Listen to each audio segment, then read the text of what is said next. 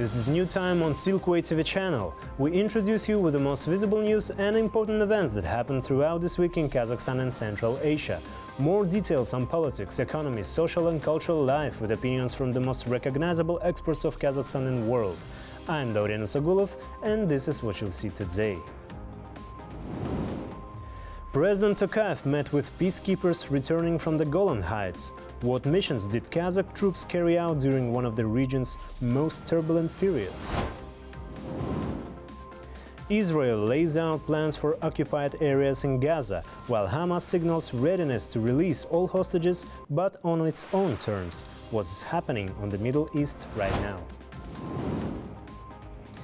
J-Lo is coming to Kazakhstan, but can global celebrities and influencers truly drive tourism growth in the country? And let us start from the top agenda. President Kassym-Jomart Tokayev has called on the government to safeguard living standards as global instability continues to grow. At a Security Council meeting focused on the economy, he emphasized the need to be ready for any scenario, saying that crisis can bring not just threats but also opportunities. The head of state also urged the government to protect citizens' well-being, maintain economic growth and keep investment levels strong. Among the top priorities, infrastructure projects, boosting logistics, digital development and investing in human capital. The Eurasian Development Bank will invest over $1 billion into Kazakhstan's economy this year. This announcement was made by the bank's chairman Nikolai Podguzov during a meeting with the President Tokayev at the residence in Akorda. The funds, according to the statement, will be used for major infrastructure projects, including energy modernization, renewable energy development, transportation and logistics, with a focus on upgrading national highways. Notably, the bank's strategy for Kazakhstan, initially planned through 2026, has already been completed ahead of schedule, with the total investments reaching $3.8 billion. President Kassym-Jomart Tokayev has also met with Michael Wirth, chairman of the Chevron's board, to discuss major investment projects in the gas and petrochemical sectors. During the talks, the head of state emphasized the need to boost the participation of the local companies in the oil and gas industry and reaffirmed Kazakhstan's commitment to deepening its partnership with Chevron. Michael Wirth, in turn, highlighted that Kazakhstan remains a strategically important and reliable partner for Chevron. He also noted that over the past 30 years, the joint venture Tengiz-Chevroil has made significant contributions to the country's economy. OPEC, meanwhile, has slightly lowered its forecast for global oil demand growth for this year and the next, citing the impact of US trade tariffs. A report from OPEC's Vienna Secretariat also trimmed demand projections for 2025 and 2026 by 100,000 barrels a day, now expecting about 1.3 million barrels of daily growth, roughly a 1% increase. Kazakhstan, let me remind you, up to the date keeps exceeding its production quota, boosting oil production by 37,000 barrels a day last month, now averaging over 1.85 million daily, above its agreed limit of 1.43 million. However, due to the overproduction of oil in excess of the norm set by OPEC, Kazakhstan has now submitted a compensation plan to OPEC+, outlining measures to offset the excess volumes by September 2025. This commitment aligns with the country's broader strategy to meet its OPEC+ obligations while managing its oil output effectively. Kazakhstan and the United Nations have set cooperation priorities through 2030. This week, the Ministry of Foreign Affairs hosted a discussion on the outcomes of framework program of cooperation between Kazakhstan and the UN. Our political expert Ozhet Shigirbayev is here in the studio to walk us through these priorities and more. Ozhet, welcome. Hi, Dorian. It's good to see you again. Ozhet, you've had some rather interesting developments this week. Take Kazakhstan's cooperation with the UN, for example. There's a lot on the agenda right now. A new 5-year cooperation framework has just been announced, and notably the UN is set to open a regional center in Almaty, the very first of its kind in Central Asia. What does this mean for Kazakhstan strategically, and could it reshape the balance of influence in the region? Well, the UN Regional Center for Sustainable Development Goals in Almaty will play a key role in achieving the Sustainable Development Goals in Central Asia and Afghanistan. This will strengthen cooperation between the countries of the region and international organizations, which will contribute to economic and social development. Main task of this center will be to coordinate UN agencies with the governments of the countries in the region. Its activities will be aimed at promoting the 2030 Agenda, a global UN program that includes issues of combating poverty, protecting the environment, as well as improving the quality of life and creating equal opportunities for all the citizens of the region. The opening of the center in Almaty secures Kazakhstan's role as a center of attraction for international initiatives in Eurasia and will allow it to become a new point of attraction for multilateral diplomacy. Now, to take a broader view, we live in a time when some countries are growing skeptical of international institutions. So why is Kazakhstan choosing to deepen its cooperation specifically with the United Nations? Well, I'd like to remind you that Kazakhstan has repeatedly expressed its commitment to the Sustainable Development Goals. Kazakhstan is currently preparing the third voluntary national review on the SDGs, and the Parliamentary Commission for monitoring the implementation of the SDGs is actively working. Our country actively pursues its humanitarian policy in the Central Asian region. In general, Kazakhstan has already established itself as an active and responsible partner that can be relied upon in the implementation of major events. I see. Ojet, I know you're ready to give us your highlights of the key developments across Central Asia. The floor is yours. Thank you, Dorian. Here's my top 5 news topics from Central Asia this week.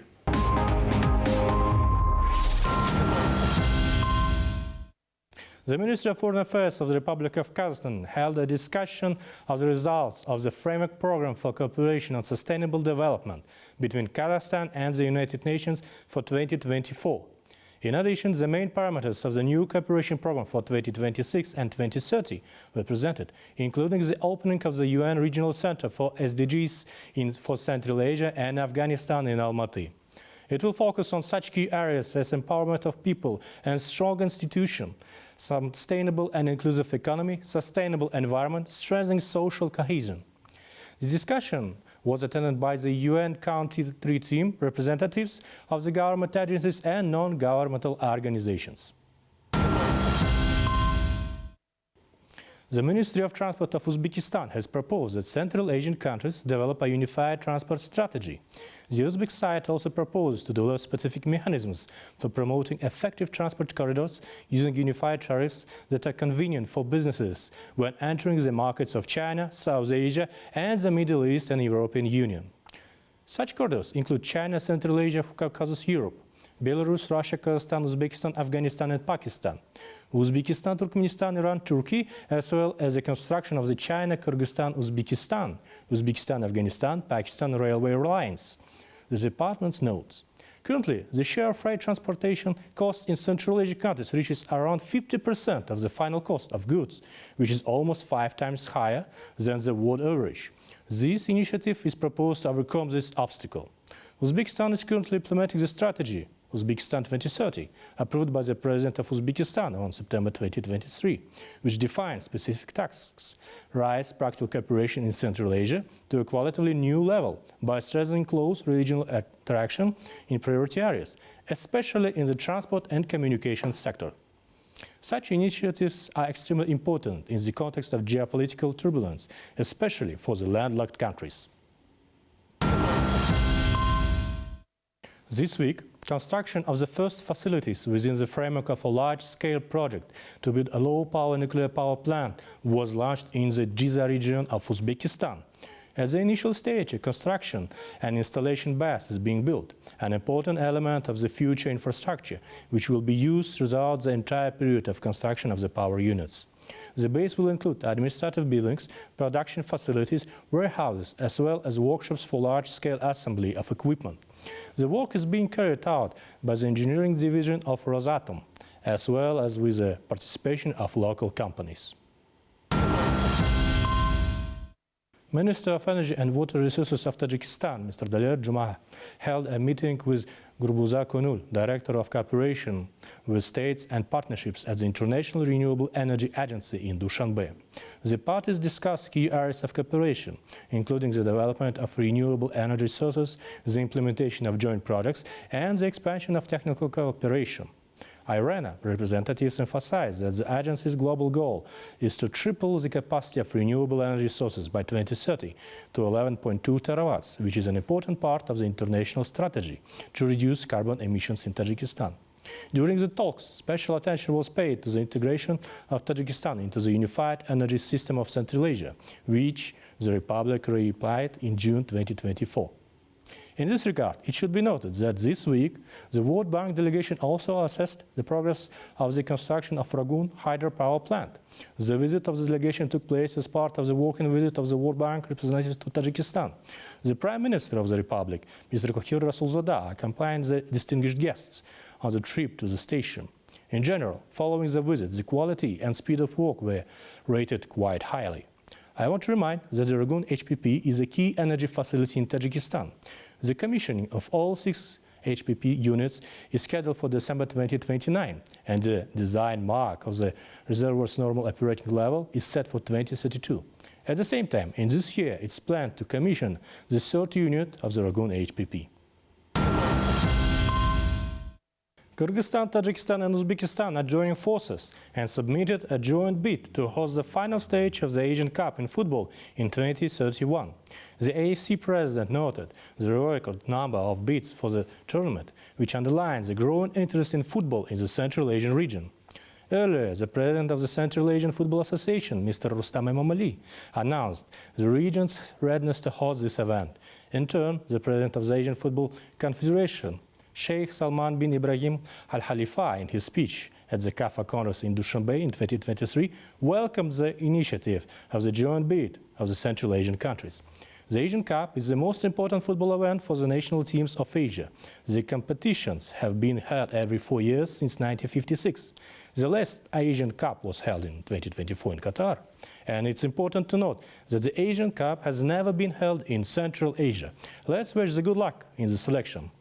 That's all from my part, Dorian. Giving floor back to you.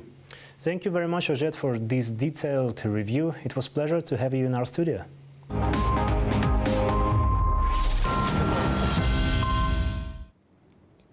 In an inspiring moment, President Kassym-Jomart Tokayev praised Kazakhstan's national peacekeeping contingent for their exceptional service in global peace missions. According to the head of state, the peacekeepers have not only completed their missions with exceptional professionalism, but have also strengthened Kazakhstan's standing on the world military stage. Let me note that our country has been a participant in UN peacekeeping efforts with over 80 personnel serving and observers and 700 more involved in special operations since 2014. Right now, 158 Kazakh servicemen are making a difference in Africa and the Middle East. Bu askerimizдің аса күрделі міндеттерді орындауға қабілетті екенін көрсетеді. This is a clear indicator of readiness, demonstrating that the Kazakh army is capable of carrying out the most complex tasks. At a crucial moment in the conflict in Syria, you acted pragmatically and decisively, thereby confirming the high level of professionalism of the Kazakh armed forces. The entire international community witnessed the unwavering spirit and courage of the Kazakh soldier. You served in hot spots, displayed exceptional bravery, and gained valuable experience. It is now essential that you pass on your knowledge to other service members. The operation on the Golan Heights became Kazakhstan's first independent peacekeeping mission under its flag. As noted by President Tokayev, thanks to this mission, cooperation with the UN reached a new and higher level. As a follow-up, Kazakhstan now plans to participate in other UN missions and will continue to contribute to the strengthening of peace and harmony. For exemplary fulfillment of military duty, courage and selflessness demonstrated during the UN peacekeeping missions on the Golan Heights, Kassym-Jomart Tokayev awarded the servicemen with the state honors. Following a historic milestone, Kazakhstan's first ever independent peacekeeping mission, the nation is once again stepping up on the global stage. A new group of Kazakh peacekeepers has been deployed to the Golan Heights, taking over from their fellow servicemen who were earlier honored with medals. So what's next for Kazakhstan's growing role as a peace mediator on the world stage? My colleague Balzhan Samigulina sat down with experts and spoke to the troops embarking on this important mission. It was from the Golan Heights that Kazakhstan's journey as an independent peace mediator truly began. A bold step onto the global stage and one that continues to grow. Of the 150 peacemakers currently serving, more than half are deployed near the Syrian border, in one of the world's most sensitive regions. Over the past year, Kazakh peacemakers have closely monitored the fragile ceasefire between Israel and Syria, evacuated personnel from UN bases and trained specialized engineer units to handle high-risk tasks, including the removal of unexploded ordnance and other deadly remnants of the conflict. This week, a second rotation has been sent to continue the mission under the United Nations flag. Among them, not just experienced soldiers, but also women peacemakers, proudly representing Kazakhstan's commitment to equality, professionalism and peace. I've been waiting for this day for a long time, preparing for it for about 5 years. I'm very nervous and anxious. I just want to get to the Golan Heights, start my duties and show my training. I hope to return to my country with honor. Now, with a new rotation on the ground in Golan Heights, their mission continues and the stakes remain high. These troops will be tasked with enforcing the ceasefire, guarding strategic checkpoints, patrolling sensitive zones, neutralizing exposed threats, and providing protection for UN personnel, including emergency evacuations if needed. Independent expert Amin Jabarov, who observed the operations of Kazakh peacemakers firsthand on the Golan Heights, says what makes this mission especially noteworthy is the timing, as Kazakhstan peacemakers completed their deployment amid heightened tensions in Syria in last December. Our peacekeepers were operating there when the crisis, when the regime change happened in Syria, and this is great honor for our peacekeepers, Kazakh peacekeepers there, was given by the head of the UN missions to provide all the evacuation missions of high diplomats of the UN in Damascus, in Syria, and patrol mission and guard mission of the UN, shifting their diplomats around Damascus and Syria. And the old, most, let's say, high security missions were given to our Kazakh peacekeepers. Thus, Kazakhstan is strengthening its peacekeeping capabilities by actively participating in international missions under the UN and other organizations. The country's military training is top tier, preparing personnel for complex missions in challenging environments. With a focus on tactical, physical and psychological readiness, Kazakhstan peacemakers are equipped to engage with local communities and fulfill the UN mandate. This highlights Kazakhstan's strong commitment to global peace and security. Balzhan Samigulina, New Time.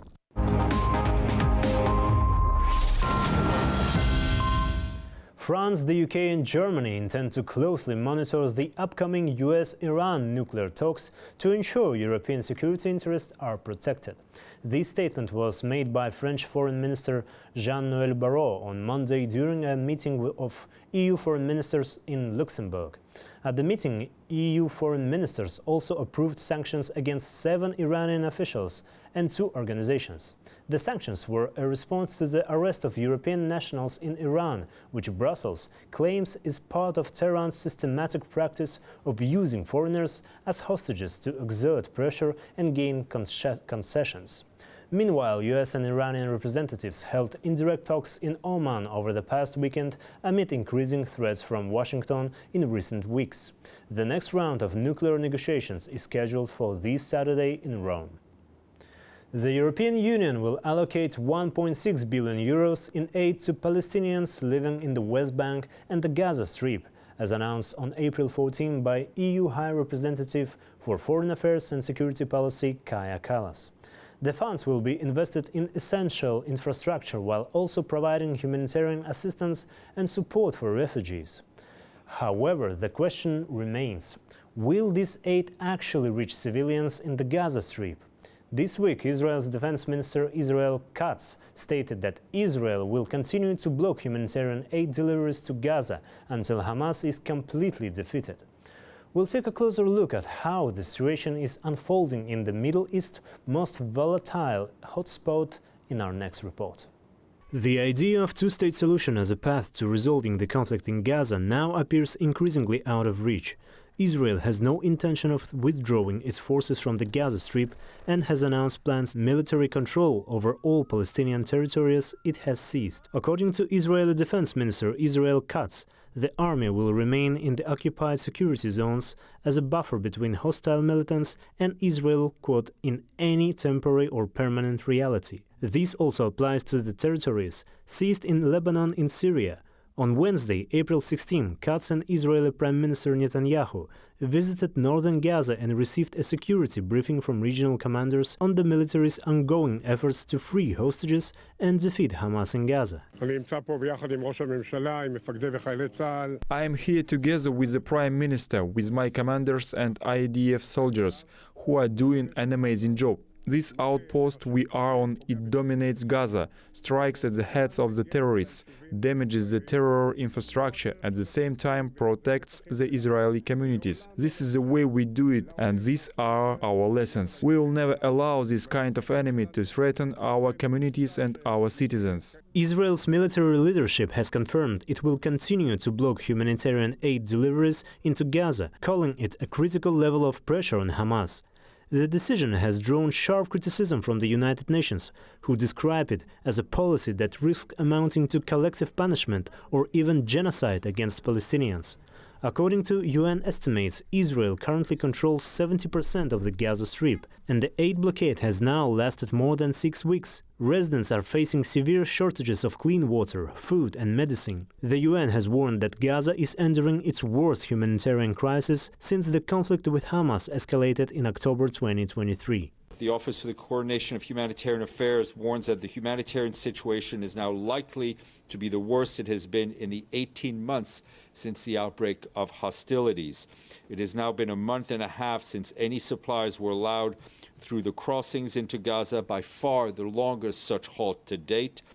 Humanitarian aid should be above any sort of political decisions, and I think there have been Security Council resolutions, and I think we've been very clear on the fact that humanitarian aid should be freely accessible. Meanwhile, relatives of hostages held by Hamas have expressed growing frustration with Israel's current strategy in Gaza. Family members and weekly demonstrators in Tel Aviv are urging Prime Minister Netanyahu's government to reach a deal with Hamas to secure the hostages' release, even if that means withdrawing from Gaza and halting the war. According to Israeli intelligence, 24 hostages are still believed to be alive, held in Hamas' underground tunnel network, along with the dead bodies of 35 others. This night we decided to be here to express our solidarity and support for the families of the hostages that are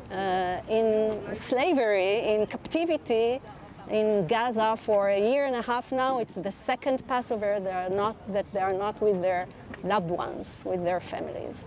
On April 18, Hamas announced its readiness to begin negotiations for the release of all Israeli hostages in exchange for a full ceasefire in the Gaza Strip. The terrorist group is also demanding the release of a number of Palestinian prisoners, an end to the blockade to allow humanitarian aid deliveries, and the complete withdrawal of Israeli forces from the enclave. Previously, Hamas rejected an Israeli proposal to release 10 hostages in return for a 45-day pause in fighting. Hamas movement is ready to immediately negotiate a deal to swap all hostages with an agreed number of Palestinians jailed by Israel, to end completely the war against our people and fully withdraw from Gaza Strip and to start the reconstruction in Gaza. It remains unclear how Israel will respond to the Hamas public offer. Until now, Prime Minister Netanyahu has resisted any negotiations on a full ceasefire without the total defeat of Hamas. On March 18, Israel resumed its military operations, launching renewed strikes on densely populated areas of Gaza. The clock is ticking not only for the hostages, but also for Palestinian civilians, as the death toll continues to rise. I ask the Arab countries and the Arab peoples to take action. We are being slaughtered. There is no food, no water. Massacres are happening right next to each other. My brother there, maybe last year in the same place, his house 11th martyrs. They hit him, his wife and kids. My son here, my brother there, 11 martyrs. According to the Gaza Health Ministry, which is controlled by Hamas, more than 51,000 Palestinians have been killed since the start of the Israeli offensive. The ministry does not provide a breakdown between civilians and combatants, but reports that most of the casualties are women and children. Israel, for its part, says it has killed around 20,000 Hamas fighters in response to the October 7 attacks. However, no independent verification of the figure has been provided.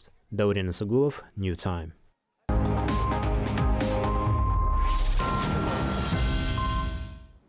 Now to a story that directly concerns our international channel, Silkway. The second Central Asia Media Forum has wrapped up in Kazakhstan's capital, becoming an important platform for discussing strategic cooperation in the fields of information, culture and media across the region.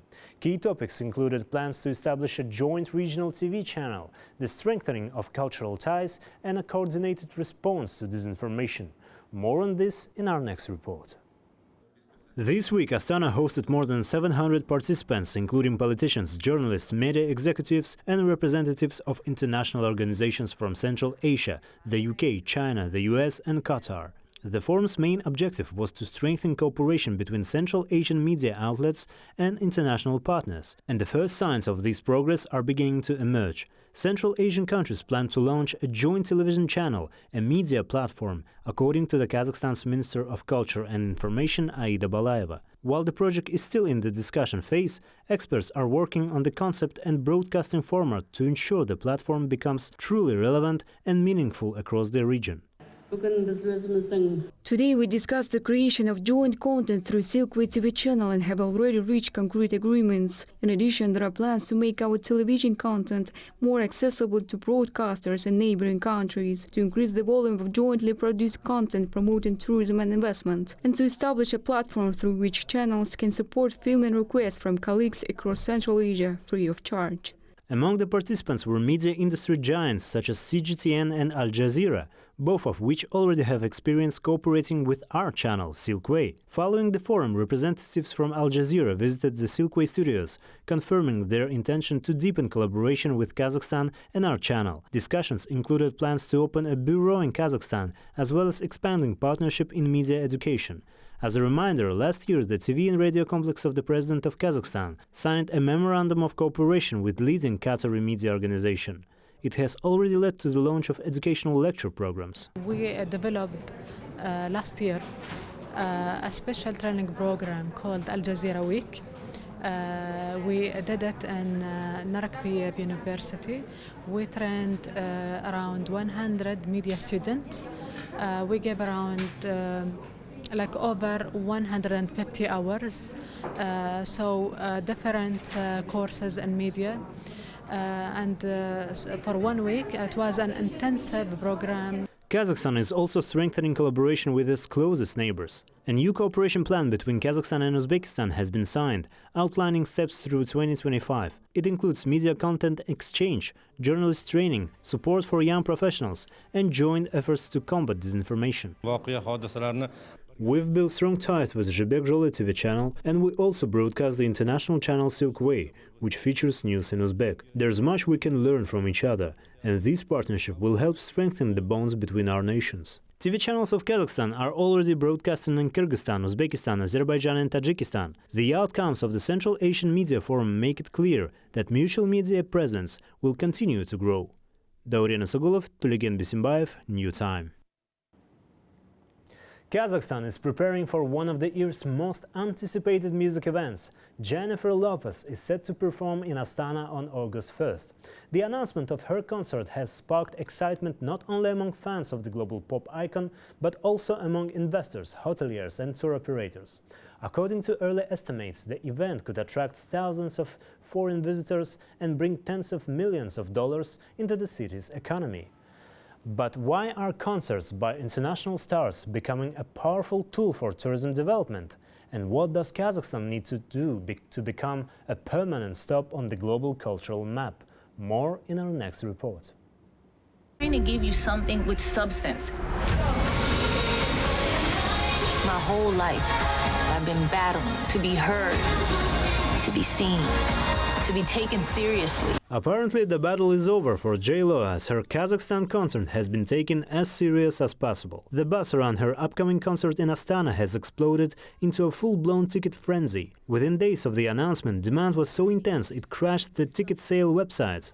Even before sales opened, organizers estimated the show would draw about 15,000 international visitors and inject roughly $12 million into the city's economy. Experts note that concerts by global superstars aren't just about prestige. They bring tangible gains for hotels, restaurants, airlines and domestic tourism. To make that impact lasting, Kazakhstan needs not one such concert, but dozens each year, not only in the capital, but in the regions as well. We want to have all kinds of concerts all over the year, all over the regions, and want the infrastructure for these concerts to be done together with the business sector, because if we are talking about this concert, this is the kind of business thing, this is the commercial thing. So I think we are going to have more and more artists coming to Kazakhstan after this concert. Tourism thrives not only on stunning landmarks and big venues, but on reliable infrastructure, quality service and easy transport links. Government officials admit there are shortcomings and say fresh investment is crucial if the country wants to keep expanding its event tourism sector. We need a larger venue to stage concerts by top international stars. That's why we're pinning our hopes on the new city of Alatau, where plans include building a major concert arena. In 2024, almost $1.5 billion flowed into Kazakhstan's tourism industry. Spokesperson for Kazakh Tourism National Company, Alisher Tursun, says the sector is now in a period of steady growth. Private businesses are investing more in infrastructure. What used to be a government-driven effort has turned into a true public-private partnership. For now, the key projects in Kazakhstan's tourism sector is one of the I can say that our domestic investor plans to build more than 60 multifunctional service complexes along highways by 2030. So this complex will include gas station, motel, cafe or restaurant. Kazakhstan tourism is winning global attention. In just 5 years, the country has climbed from 80th to 52nd place in the worldwide travel and tourism development ranking. Almaty made the New York Times list of 52 places to go, and Lonely Planet Travel Journal has named Kazakhstan one of the best destinations for 2025. So we are on the 52nd place, according to the last report that we have from the last year.